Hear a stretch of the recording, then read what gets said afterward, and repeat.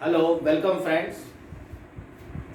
देखिए, अभी तक के वीडियो में हम लोगों ने क्वेश्चंस, रेजिस्टेंस वगैरह, टेम्परेचर पे डिपेंडेंस सबके बारे में किया है, ठीक है ना।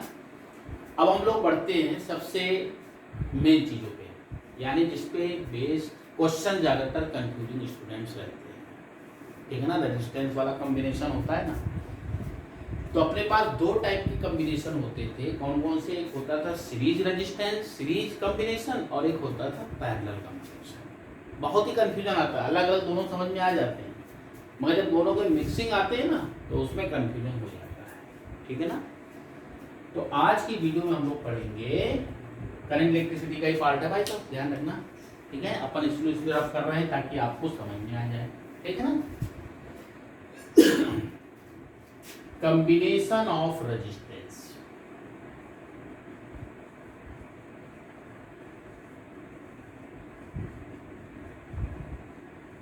ठीक है ना। दो टाइप की कॉम्बिनेशन होते हैं, कौन कौन से? अपन ने दो कॉलम बना दे रहे हैं। पहला होता है सीरीज कॉम्बिनेशन। क्या होता है? Series combination. दूसरा होता है पैरेलल कॉम्बिनेशन। पैरेलल कॉम्बिनेशन, ठीक है ना। ध्यान से समझते जाओ बेटा दोनों, इसलिए दोनों को एक साथ बता रहा हूं मैं ताकि आपको पूरी तरीके से क्लियर हो जाए। सीरीज कॉम्बिनेशन का मतलब क्या हो गया कि अपने पास दो रेजिस्टेंस हैं, एक मान लिया R1 और एक मान लिया R2, एक के बाद एक जुड़ा हुआ है, ठीक है ना। यहां पर हम लोग ने सेल को एक जोड़ लिया, इसका पोटेंशियल मान लिया कितना है? V है, पोटेंशियल डिफरेंस, ठीक। इसमें करंट फ्लो होगी I, ओम्स लॉ वगैरह ध्यान रखना भाई साहब आपको, ठीक है ना। अच्छा, पैरेलल कॉम्बिनेशन में क्या होगा बेटा? दो वायर है, एक एंड सबको एक साथ जोड़ दो, दूसरे एंड को दूसरे साथ जोड़ दो। ये इस तरह कॉम्बिनेशन को क्या बोलते हैं? क्या बोला जाएगा? Parallel combination. मतलब दो वायर्स ऐसे ले लिए, दो रेजिस्टेंस, इसको इधर मोड़ दो, इधर जोड़ दो, इधर जोड़ दो, तो दोनों कैसे हो गए? पैरेलल हो गए। इसमें वन के बाद वन जोड़ना है, इसमें दोनों एक साथ जोड़ेंगे, ठीक है। किससे जोड़ेंगे इसको? हम लोग बैटरी से जोड़ेंगे। अब ये वायर यहां से भी हो सकता है, ध्यान से समझिएगा, ये वायर यहां से भी जुड़ा हो सकता है, यहां से भी जुड़ा हो सकता है, यहां से भी जुड़ा हो सकता है, तब भी सब कुछ पैरेलल ही है, ठीक है ना। क्लियर है कि नहीं क्लियर बेटा? समझ में आ रहा है? अच्छा, सीरीज कॉम्बिनेशन में पहली चीज करंट क्या होगी? वो कांस्टेंट होती है। करंट क्या रहेगी? सेम रहेगी। कांस्टेंट मतलब कह सकते हैं सेम, यानी दोनों रेजिस्टेंस में करंट क्या होगी? सेम जाएगी, ठीक है। पैरेलल में क्या होगा? इसमें V इक्वल टू कॉन्स्टेंट होगा, यानी कहने का मतलब सेम होगा। आधी बात समझ में नहीं आ रही? ठीक है। इसमें भी करंट जाएगी I, ठीक है। इसमें करंट यहां से बढ़ जाएगी, इसमें मान लिया कितनी करंट है? I1, इसमें करंट कितनी है? I2। इसमें दोनों में करंट सेम है। इसके लॉन्ग पोटेंशियल क्या मान लिया? V1, इसके लॉन्ग पोटेंशियल क्या मान लिया? V2।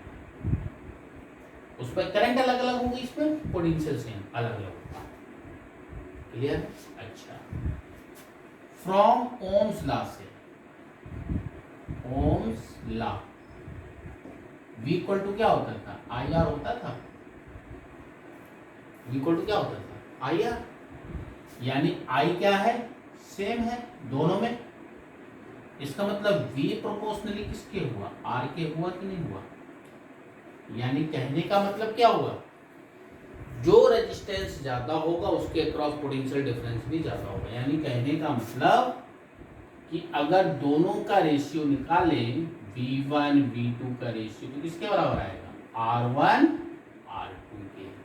या इसी को कह सकते हैं V1 upon V2 equal to किसके बराबर होगा, R1 अपॉन R2। डायरेक्ट हम लोग निकाल सकते हैं कितना वोल्टेज का रेशियो होगा, रेजिस्टेंस रेशियो, ठीक है ना। अच्छा, अब इसमें देखें V इक्वल टू क्या होता है, IR, इसमें क्या सेम है, V सेम है, यानी कहने का मतलब I प्रोपोर्शनली किसके हो, 1 अपॉन R के। इसके इधर ले आओगे इनवर्सली प्रोपोर्शनल, यानी कि जिसका रेजिस्टेंस कम होगा उसमें करंट ज्यादा होगी, जिसका रेजिस्टेंस ज्यादा होगा उसमें करंट कम हो जाएगी, ठीक है ना। यानी कहने का मतलब इसमें अगर I1 I2 का रेशियो निकालेंगे तो क्या आएगा, 1 upon R1 ratio 1 upon R2, ठीक है ना। या ये कह सकते हैं कि I1 अपॉन अगर I2 का रेशियो निकालना है तो क्या हो जाएगा, R2 बाई R1, यानी कि जिसमें रेजिस्टेंस ज्यादा उसमें करंट कम होगी, जिसमें रेजिस्टेंस कम होगा उसमें करंट की वैल्यू ज्यादा होगी, लेकिन टोटल करंट कितनी रहेगी, वो I के बराबर। दोनों के क्रॉस पोटेंशियल डिफरेंस भी सेम रहेगा, ठीक है। इसमें वोल्टेज का रेशियो, उसमें करंट का रेशियो। आ रही बात समझ में कि नहीं आ रही भाई साहब, क्लियर हुआ कि नहीं क्लियर हुआ। तो ये कह सकते हैं पहला पॉइंट मिला रेजिस्टेंस का, ठीक है। दोनों में पहले पहले दे दिया, कोई कंफ्यूजन कहीं पर नहीं ना। अब इसका हम लोग को इक्विवेलेंट रेजिस्टेंस निकालना है, क्या निकालना है, इक्विवेलेंट रेजिस्टेंस, ठीक है ना। अब इक्विवेलेंट रेजिस्टेंस निकालना है तो अब इसमें देखो अगला पॉइंट, इक्विवेलेंट या नेट रेजिस्टेंस जो भी बोल सकते हैं, या इफेक्टिव रेजिस्टेंस कुछ भी बोला जाए, तो कितना आएगा, V की वैल्यू किसके बराबर होगी, V1 plus V2, V equal to V1 plus V2, V1 equal to क्या होगा, IR1 प्लस IR2, इधर क्या होगा, I इंटू R जो इफेक्टिव होगा, इसको RS दिखा दिया, RS मतलब सीरीज कॉम्बिनेशन, इसीलिए RS की वैल्यू कितनी हो जाएगी भाई साहब, R1 प्लस R2, तो I निकाल लो, काट दो, ये क्या आएगा, इक्विवेलेंट रेजिस्टेंस। समझ में आया कि नहीं आया, क्लियर हुआ कि दोनों का इक्विवेलेंट रेजिस्टेंस पूछेगा, भी वोल्टेज का रेशियो निकाला, अब करंट का रेशियो निकाला, करंट की सॉरी वोल्टेज का रेशियो और इक्विवेलेंट रेजिस्टेंस। अब इसमें आ जाए, ध्यान से देखो, I इक्वल टू किसके बराबर होगा, I1 प्लस I2, ठीक है। अच्छा, अब यहां पर अगर देखें इसी रिलेशन से, ध्यान से देखना, I इक्वल टू क्या होगा, V अपॉन R, तो I1 इक्वल टू कितना हो जाएगा, V upon R1, I2 equal to कितना हो जाएगा, V अपॉन R2। डायरेक्ट निकाल सकते हैं इससे I1 I2, समझ में आ रहा है कि नहीं आ रहा। यहाँ पे अगर वोल्टेज निकालना है, यहाँ पे अगर वोल्टेज निकालना है तो क्या हो जाएगा, V1 equal to IR1, V2 equal to IR2, इससे हम लोग वोल्टेज निकाल सकते हैं। आ रही बात समझ में कि नहीं आ रही, क्लियर है। हाँ, ये दोनों वैल्यू उठा के रख दें, I1 की वैल्यू कितनी हो गई, V upon R1 plus V upon R2, और ये I की वैल्यू इसमें टोटल कितनी होगी, V अपॉन RP, मतलब पैरेलल, V से V सब में कट गया, तो 1 अपॉन RP की वैल्यू कितनी आ जाएगी, 1 upon R1 plus 1 upon R2। बात समझ में आ रही है कि नहीं आ रही। कई सारे पॉइंट मिले हैं, बिल्कुल ध्यान रखिएगा, एक एक पॉइंट्स को आप समझ के चलिएगा, वीडियो को 2-4 बार देखिएगा, कहीं भी कंफ्यूजन होगा तो आप उसको कर सकें, ठीक है ना। तो इतने पॉइंट को नोट करो, फिर आगे पॉइंट्स कुछ बताते हैं।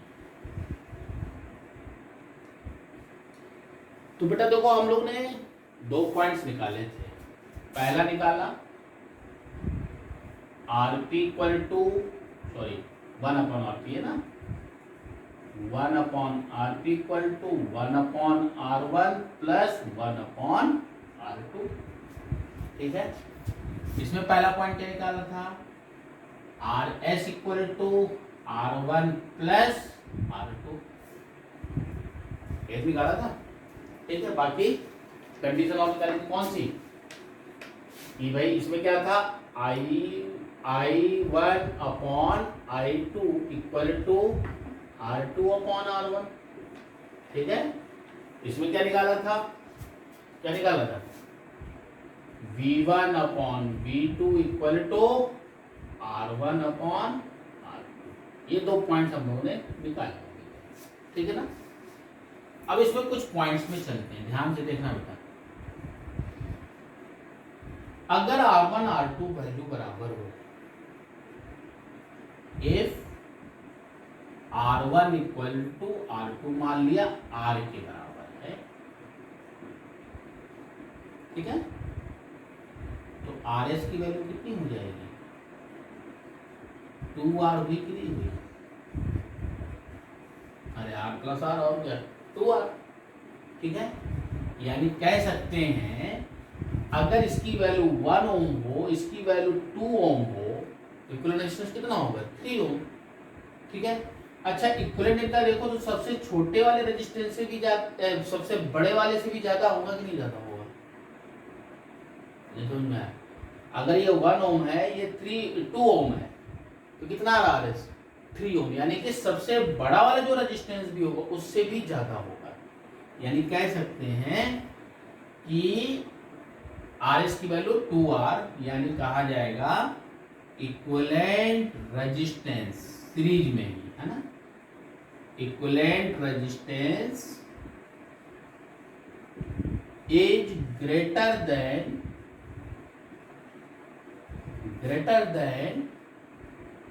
Greatest resistance. समझ में आ रहा है कि नहीं आ रहा बेटा, ठीक है ना, क्लियर है।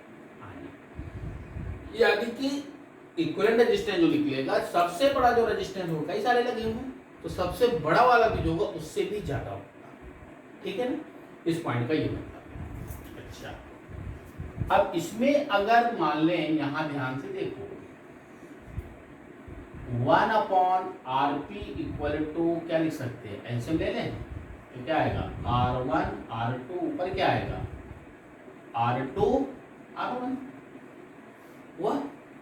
इसको पलट दिया जाए तो पैरेलल में वैल्यू कितनी हो जाएगी, R1 R2 upon R1 plus R2। ये चीज आएगी कि नहीं आएगी, इसको आप लोग बिल्कुल रट्टा मार लो। अगर दो रेजिस्टेंस हैं, जैसे R1 R2 दिए हैं, कोई भी रेजिस्टेंस दिए होंगे, तो क्या करना है, ऊपर पहले प्रोडक्ट, नीचे उन दोनों का जोड़। यानी कहने का मतलब ये क्या है, ऊपर क्या रखना है, प्रोडक्ट रखना है। अपन ये फार्मूला नहीं लगाएंगे, बल्कि ये लगाएंगे प्रोडक्ट, और इधर क्या हो जाएगा, एडिशन। यानी कि प्रोडक्ट डिवाइडेड बाय एडिशन कर दो तो अपने आप आरपी डायरेक्ट आ जाएगा। ठीक है ना, क्लियर है। हाँ, इस रिलेशन को ध्यान रखना भाई साहब, बिल्कुल 100% भूलना नहीं। कैसे लगाएंगे, RP equal to R1 into R2 upon R1 plus R2, ये इक्विवेलेंट रेजिस्टेंस आएगा। ठीक है ना। अच्छा, अब इसमें अगर देखा जाए, सपोज दैट अलग अलग रेजिस्टेंस ही है, ठीक है, ये वाली चीज देखना है, if R1 equal to R2 equal to R, मान लो लेट दोनों बराबर हैं, दोनों की वैल्यू कितनी तरह की, R ओम, यानी कि R की वैल्यू कुछ भी हो, तो क्या आएगा बेटा, 1 upon RP equal to 1 upon R plus 1 upon R, कितना आ जाएगा, 2/R आएगा कि नहीं आएगा। यानी कहने का मतलब अगर यहां से रिलेशन देखा जाए तो RP की वैल्यू कितनी आ गई, R/2 आया कि नहीं आया। तो कहने का मतलब अगर सीरीज में जुड़े होंगे तो 2R आएगा, अगर पैरेलल में जुड़े होंगे तो क्या आएगा, R/2। यानी कि अगर ये मान लें कि 2-2 ओम के भी हैं, अगर मान लो एक का 2 ओम है, एक का दूसरे का भी 2 ओम है, तो कितना आएगा, 2/2, यानी कि 1 ओम। सबसे छोटे वाले से भी कम आएगा। अगर अलग अलग है इसमें भी रखोगे ना 1 3 मान के 2 4 मान के कुछ भी रखो, जो सबसे छोटा वाला रेजिस्टेंस होगा उससे भी कम आएगा। क्लियर पॉइंट है कि नहीं? पॉइंट है, समझ में आ रहा है? यानी कहने का मतलब अगर इसमें चीज तो ये हो गई तो इसमें कह सकते हैं Rp इक्वल टू R/2 और Rs इक्वल टू 2R। ठीक है, यानी कहने का मतलब ये वाला पॉइंट देखो अपन यहां पे लिख रहे हैं, है ना? ये वाला पॉइंट इसके आगे बढ़ा, इक्विवेलेंट रेजिस्टेंस इज, अब यहां पे क्या होगा, सबसे कम वाले का लेस ऑफ लीस्ट रेजिस्टेंस, मतलब जो सबसे कम वाला भी होगा उससे भी कम होगा। कैलकुलेशन करके देख लेना, कोई ऐसी बात नहीं है। ठीक है ना? तो ये वाला पॉइंट इसके लिए है, समझ में आ रहा है? ये वाला पॉइंट किसके लिए? इसके लिए है, उसमें ग्रेटर देन था। तो कहने का मतलब अब इसमें जो पॉइंट मिला वो अपन सब पॉइंट देखते जा रहे हैं। ठीक है ना? तो इसमें दूसरा जो पॉइंट कह सकते हैं Rs इक्वल टू 2R। ठीक है? अच्छा, इसमें क्या कह सकते हैं हम लोग? यहां पर अगर देखा जाए क्या कहा जा सकता है? Rp equal to R/2 direct निकाल सकते हैं, है ना? नहीं तो अपन ये फार्मूला लगाएंगे। कौन सा लगाएंगे? ये पहले लिख लेते हैं, Rp equal to R1R2 upon R1 plus R2। बाकी सब चीजें हम रफ करने वाले हैं, ऊपर प्रोडक्ट नीचे एडिशन। इसी में कर सकते हैं Rp इक्वल टू R/2। समझ में आ रहा है कि नहीं आ रहा बेटा? ठीक है, नोट कर लीजिए, फिर हम थोड़ा आगे बढ़ के एक पॉइंट और बताएंगे जो सबसे इंपॉर्टेंट पॉइंट है, वेरी इंपॉर्टेंट। ठीक है, नोट करिए फिर आगे बढ़ते हैं। हाँ जी, तो अपन लोगों ने इतनी चीजों को देख लिया, तो इसमें पॉइंट हमने को एक पीटीआर ध्यान रखना भाई, दोनों का कंबाइंड पॉइंट है ना, दोनों का कंबाइंड पॉइंट ध्यान रखिएगा। क्लियर है? पीटीआर लिख लेना अलग से, आप रेड लाइन के ऊपर लिख लीजिए। ठीक, R1 equal to R2 equal to R अगर है, अब जैसे 3 होंगे तो सीरीज में क्या हो जाएगा 3R, पैरेलल में क्या हो जाएगा R/3। समझ में आ रहा? अगर n रेजिस्टेंस होंगे तो क्या हो जाएगा NR, और उधर क्या हो जाएगा R/8। लेकिन सब इक्वल होने चाहिए, ये ध्यान रखना है। ठीक है ना? क्योंकि कैलकुलेशन अपन डायरेक्ट कहीं करेंगे। अब इसी में अगर सीरीज में दिए हैं तो क्या होगा 2R, रेड लाइन को लिख लो। अगर पैरेलल में दिए होंगे तो क्या हो जाएंगे R/2। इसी चीज को ध्यान रखो थोड़ा सा। ठीक है ना? अब यहां पर अगर n हो तो NR, R/है, कुछ भी कर सकते। ठीक है ना? अब इसमें एक सबसे इंपॉर्टेंट चीज हम लोग चल रहे हैं, जो क्वेश्चंस में V1 V2 I1 I2 की वैल्यू निकालना होता है, करंट की, वोल्टेज की, रेजिस्टेंस दिया होता है, वो सब की निकालना। ठीक है ना? तो इसको बेटा नोट कर लो रेड लाइन के ऊपर, इसको ताकि रफ कर सके और फिर आपको पॉइंट्स बता सके। ठीक है ना? चलिए देखिए, इसमें एक होता है वोल्टेज डिवाइडर रूल। क्या होता है? वोल्टेज डिवाइडर रूल है, कुछ नहीं, नाम ही अलग अलग है। इसमें है करंट डिवाइडर रूल। ठीक है? अच्छा, वोल्टेज मतलब किस रेशियो में डिवाइड होगा ये निकालना अपने को, तो निकाला था ना अपन V1 अपॉन V2 की वैल्यू क्या थी R1 अपॉन R2। मान लो सपोज अगर हमको V1 निकालना है, क्या निकालना है V1 या V2 निकालना है, अपन को V दे रखा R1 R2 मालूम है, तो अपन डायरेक्ट निकालने की बस, और कुछ नहीं है। यहाँ पे देखो तो हम लोगों ने क्या निकाला V1 upon V2 equal to R1 upon R2। यह है, हमको V1 कैलकुलेट करना है या V2 कैलकुलेट करना है। जिसमें हम लोग क्या करेंगे, +1 इधर भी कर दो, +1 इधर भी कर दो, दोनों तरफ +1 कर दिया। इसको क्या लिख सकते हैं, एलसीएम ले लोगे, V1 plus V2 upon V2 equal to R1 plus R2 upon R2। कोई दिक्कत, इसको पलट दीजिए इधर से इधर, तो V2 इक्वल टू क्या आ जाएगा, V1 plus V2 equal to R2 upon R1 plus R2। Clear हुआ कि नहीं क्लियर हुआ? अब यहां पे अगर V2 निकालना है, ध्यान से देखना, तो V2 इक्वल टू क्या आ जाएगा, ये तो निकालना ना पहले V2, तो क्या आ जाएगा, R2 upon R1 plus R2 into V। क्योंकि भाई साहब क्या बताया था, V की वैल्यू क्या है, V1 प्लस V2 के बराबर है कि नहीं है। जब इसको इधर ले जाएंगे तो क्या हो जाएगा, R2 upon R1 plus R2 into V। ठीक है, इसी तरीके से अगर हमको V1 निकालना है, क्या निकालना है, V1, तो क्या हो जाएगा, R1 अपॉन, दोनों रेजिस्टेंस तो मालूम होगा ही, इंटू V। इससे रख के निकाल लो।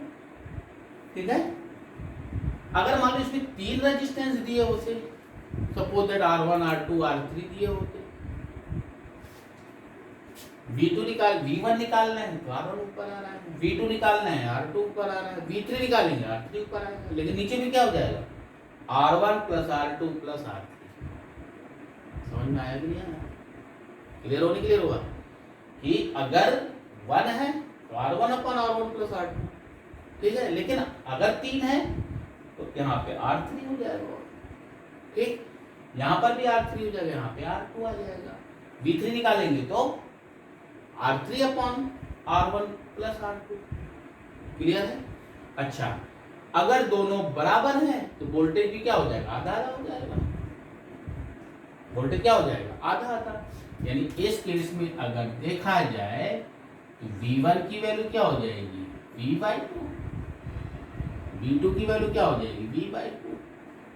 अगर दोनों बराबर वैल्यू के हैं रेजिस्टेंस और V की वैल्यू 10 वोल्ट दे रखी है, तो इसका भी 5 वोल्ट, इसका भी 5 वोल्ट, 3 पार्ट में होगा तो 3 पार्ट में डिवाइड हो जाएगा। अगर इक्वल है, नहीं इक्वल है तो फिर ये लगाएंगे अपन। इसी को बोलते हैं वोल्टेज डिवाइडर। समझ में आया कि नहीं आया? इसी तरीके से अगर तुमको करंट निकालनी है वैसा, अच्छा, यहाँ पर करंट की वैल्यू कितनी है, I equal to V/R P, यही तो होगा टोटल इक्विवेलेंट रेजिस्टेंस V/IR, वही लगाया, ओम्स लॉ लगाना है। अब इसमें अगर निकालें तो क्या हो जाएगा, I1 अपॉन I2 प्लस 1 दोनों तरफ कर दो, R2 अपॉन R1 प्लस 1 दोनों को जोड़ दे एलसीएम लेके, I1 plus I2 upon I2 equal to R2 plus R1 upon R1। इसको पलट दिया जाए तो क्या आ जाएगा, I2 upon I1 plus I2, R1 upon R1 plus R2। ठीक है, तो अब इससे क्या वैल्यू निकलेगी अपनी, बताइए। I2 की वैल्यू क्या निकलेगी, R1 upon R1 plus R2 into I। ये क्या निकला बेटा, I की वैल्यू इससे निकालो डायरेक्ट। या तो करंट में मालूम होनी चाहिए, यानी कहने का मतलब अगर हमको इस तरीके से कोई करंट दे रखी है, मान लो यहाँ पे I करंट आ रही है, हमको I1 निकालना है तो क्या करेंगे, इसी तरह सिमिलर वे में अगर I1 लेंगे तो ऊपर क्या आ जाएगा, I1 लेंगे, यहाँ देखो I2 लिया तो R1 आया, I1 लेंगे तो क्या आएगा, R2 आ जाएगा, R1 plus R2 into I। इसको बोलते हैं करंट डिवाइडर। समझ में आ रहा है नहीं आ रहा बेटा? ठीक है, तो अगर तुमको I1 निकालना है तो क्या करेंगे, अपोजिट वाला लेंगे। I2 निकालना है तो अपोजिट वाला ऊपर लेंगे और नीचे बाकी दोनों का प्लस करेंगे। नीचे तो एडिशन आना ही है, R1 प्लस R2, इसमें भी R1 प्लस R2, इसमें भी R1 प्लस R2। लेकिन I1 निकालना है तो अपोजिट वाला, I2 निकालना है तो इसके अपोजिट वाला। लेकिन इसमें क्या होगा, V1 निकालना है तो ये वाला रेजिस्टेंस, V2 निकालना है तो ये वाला रेजिस्टेंस। इतने से पॉइंट को ध्यान रख लोगे तो आपको रेजिस्टेंस निकालना, वोल्टेज निकालना, करंट निकालना सभी कुछ आ सकता है, ऐसा कुछ भी नहीं। यानी कि ऊपर क्या हो गया, जिसके अक्रॉस यानी अपोजिट वाला रेजिस्टेंस, और ये वाला फार्मूला भी ध्यान रखना भाई, अगर टोटल आई नहीं दिया है इससे रख के निकालना भाई। आरपी निकालना, जितना भी लगा था उतना लगा के इससे आई निकाल सकता है ना। अब भाई I1 प्लस I2 वही चीज तो है, टोटल करंट कितनी थी, I1 plus I2 equal to, समझ में आया कि नहीं आया भाई? सीरीज पैरेलल कॉम्बिनेशन, नोट करिए इसको, फिर आगे बढ़ते हैं थोड़ा। तो हम लोगों ने वीडियो में बहुत मेन चीजें बताई रेजिस्टेंस की। उस वीडियो को बेटा बार बार देखना, एक एक पॉइंट्स को देखना, एक एक पॉइंट्स को लिखना, ये ध्यान रखना। बिना इसके आपको करंट इलेक्ट्रिसिटी नहीं आएगा, ये मैं आपको पहले से बता दे रहा हूँ। बिल्कुल ही ध्यान रखते चलिए, ज़्यादा ओवर स्मार्ट बनने की कोशिश मत करिए। एक पॉइंट्स और होता है, जो कनेक्टिंग वायर्स होते हैं ना कापर के, तुम सोचोगे कापर का भी तो, वायर का भी तो रेजिस्टेंस होगा ना, लेकिन नहीं, ऐसा नहीं होता।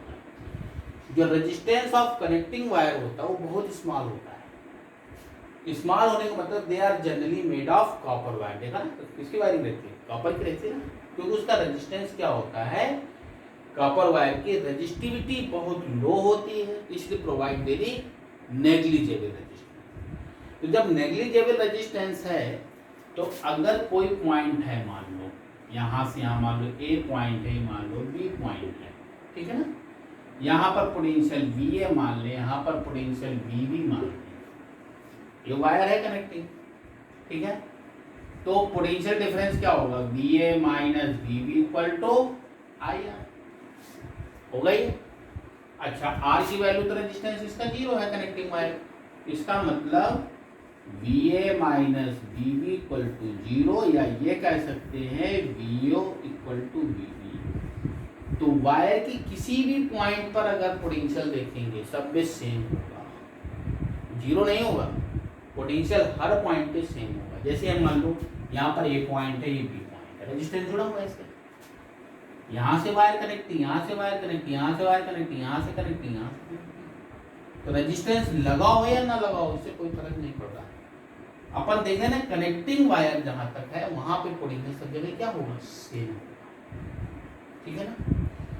तो मैंने आपको पूरी तरीके से समझाने की कोशिश की है, फिर भी अगर कोई पॉइंट्स रह जाए तो आप जरूर पूछिए, कोई सी बात नहीं है, ठीक है। तो इस पॉइंट पे भी क्या होगा, अब ये बी पॉइंट यहाँ पर भी ले सकते हैं, यहाँ पर भी ले सकते हैं, यहाँ पर भी ले सकते हैं, यहाँ पर भी ले सकते हैं, सब जगह पोटेंशियल क्या रहेगा, सेम। अगर यहाँ पे वैल्यू 10 वोल्ट है, सपोज दैट यहाँ पर भी 10 वोल्ट होगा, यहाँ पर भी 10 वोल्ट होगा, यहाँ पर भी 10 वोल्ट होगा। अब भाई जब पोटेंशियल डिफरेंस 0 है तो कोई करंट तो फ्लो होने वाली नहीं। भाई करंट कब फ्लो होती है, जब पोटेंशियल का डिफरेंस होगा, ठीक है ना। हमेशा करंट कहाँ से कहाँ फ्लो होगी, हायर पोटेंशियल से लोअर पोटेंशियल, ठीक है। तो आज की वीडियो में हम लोगों ने कॉम्बिनेशन ऑफ रेजिस्टेंस, उसके potential divider, current divider, equivalent resistance, resistance equal होंगे तो क्या होगा, ठीक है ना, ये सब चीजें बताई और कुछ पॉइंट्स बताए। अगले वीडियो में हम लोग कुछ क्वेश्चंस को सॉल्व करेंगे, अब इक्विवेलेंट रेजिस्टेंस निकालने वाले, ठीक है ना, जो उसको बड़ा कंफ्यूजिंग रहता है, करंट निकालना, रेजिस्टेंस निकालना, कई सारे क्वेश्चन है। तो मेन चीज उसको तभी आएगा जब अपन एक एक क्वेश्चन कई सारे, मतलब अपन ले लेंगे क्वेश्चन कुछ, ताकि आपको कॉन्सेप्ट क्लियर हो जो मेन क्वेश्चन आते हैं, ठीक है। तब तक के लिए